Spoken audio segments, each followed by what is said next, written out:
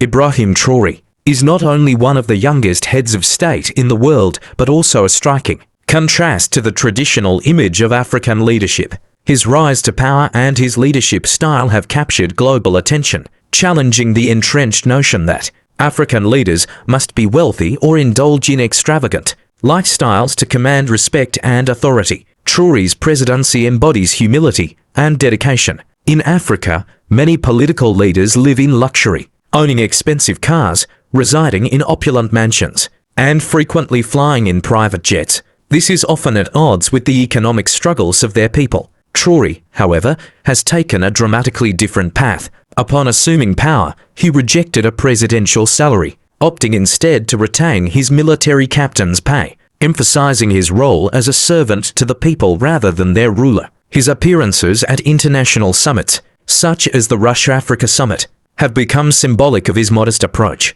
While many African leaders attended in designer suits, Traore wore his military combat uniform, complete with a red beret and tactical gloves. This choice not only reflected his humility, but also signaled his focus on security and action over appearances. Traore's leadership often draws comparisons to Thomas Sankara, Burkina Faso's revolutionary leader from 1983 to 1987. Sankara was renowned for his modest lifestyle and his emphasis on self-reliance, rejecting foreign aid dependency. Traore embodies Sankara's ideals of humility and dedication to the people. Like Sankara, who traded government limousines for simple cars, Traore avoids the trappings of luxury and focuses on tangible development efforts.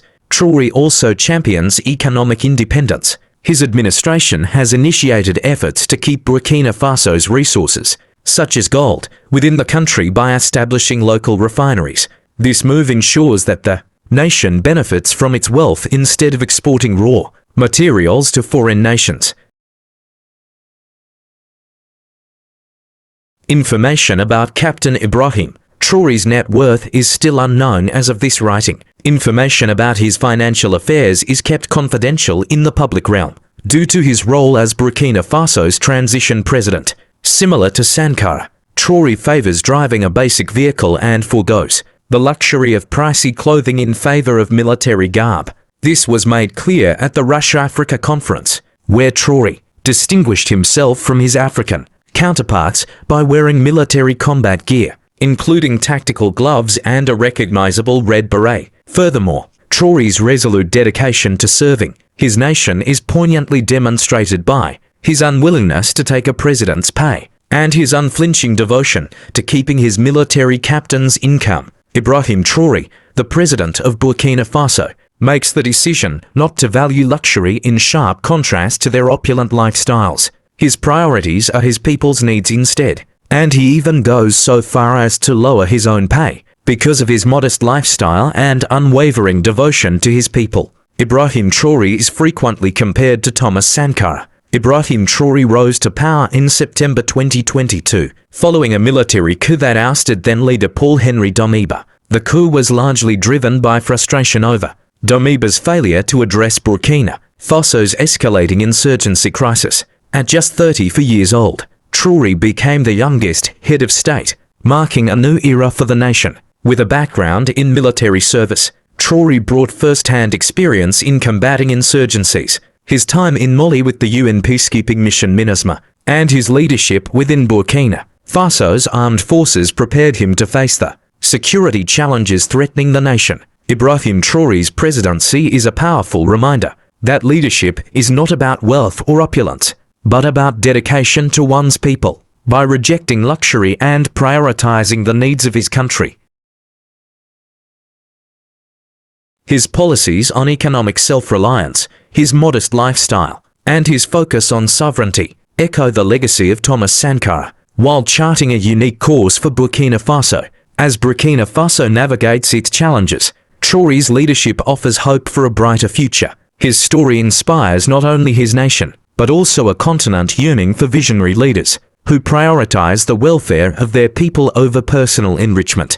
One of Traore's most notable initiatives is the concept of popular shareholding, aimed at involving ordinary citizens in the country's economic growth. This approach saw 20% of Burkina Faso's government-owned telecommunications company offered for public purchase. The initiative was a resounding success, generating $60 million, which was reinvested in critical national projects. By enabling citizens to invest in state assets, Traore has fostered a sense of ownership and economic participation among the public. In addition to this, Traore has focused on facilitating access to capital for young entrepreneurs, partnering with the private sector. His administration has rolled out measures to support startup ventures, creating opportunities for youth-led innovation and employment in a nation grappling with economic instability. Traore's government has prioritized fiscal discipline as a cornerstone of its policies. A significant move was the 20% salary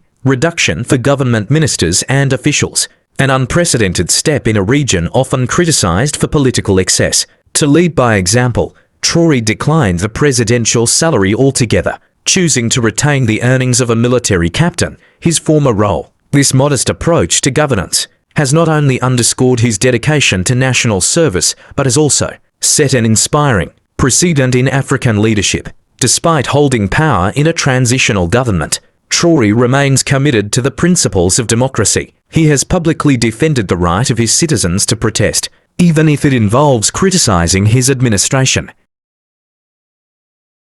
This open stance is rare among African leaders and reflects his belief that leadership is a form of service, not domination. Traore's unwavering declarations about the trust placed in him and his team to safeguard the nation's future resonate strongly with the people of Burkina Faso. His leadership style diverges from the entrenched attitudes of many African leaders who view their positions as sovereign and their citizens as subjects. Traore's personal life is shrouded in privacy, a deliberate decision that allows him to focus on his responsibilities as Burkina Faso's leader. Unlike many leaders who project opulence and excess, Traore maintains a modest public image, prioritizing governance over personal grandeur. This approach mirrors the legacy of Thomas Sankara, Burkina Faso's iconic revolutionary leader, who was known for his humility and commitment to the people. Like Sankara, Traore's lifestyle and policies reflect a deep sense of responsibility and a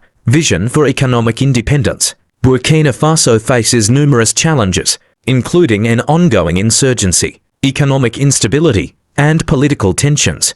Traore's administration has sought to address these issues by implementing tax reductions and working with international allies to secure the nation's borders and resources. His alliance with Mali and Niger to create a regional currency underscores his commitment to reducing external dependency and fostering economic self-reliance. President Ibrahim Traore represents a new wave of leadership in Africa, one rooted in humility, accountability, and progressive economic policies. His initiatives, such as popular shareholding and salary reductions for government officials, demonstrate a commitment to fiscal discipline and public welfare. Traore's ability to prioritize the nation's needs over personal gain, coupled with his transparent and inclusive leadership, has endeared him to both his people and observers worldwide. As Burkina Faso continues its transitional journey, Traore's bold vision offers hope for a brighter, more self-reliant future.